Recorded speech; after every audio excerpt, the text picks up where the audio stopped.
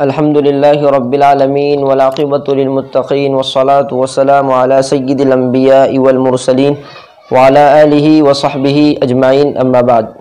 معزز ناظرین، السلام علیکم ورحمۃ اللہ وبرکاتہ۔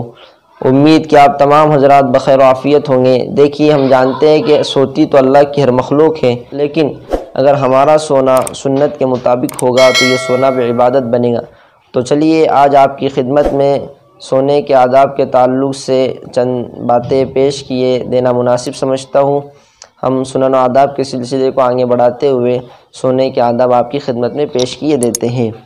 نمبر 1، رات کو جلدی سو جانا، مگر یہ کہ دینی یا دنیاوی کوئی ضروری کام ہو۔ بخاری شریف میں ہے، حضرت ابو برزہ رضی اللہ عنہ فرماتے ہیں کہ آپ صلی اللہ علیہ وسلم عشاء سے پہلے سونے اور عشاء کے بعد بات چیت کرنے کو ناپسند فرماتے تھے۔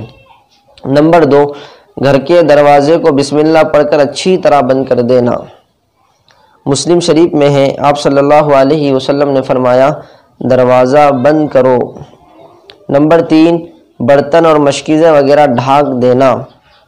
مسلم شریف میں ہے، آپ صلی اللہ علیہ وسلم نے فرمایا، برتن ڈھانک دو اور مشکیزیں باندھ دو۔ نمبر 4، چراغ اور زائد لائٹیں وغیرہ بجھا دینا۔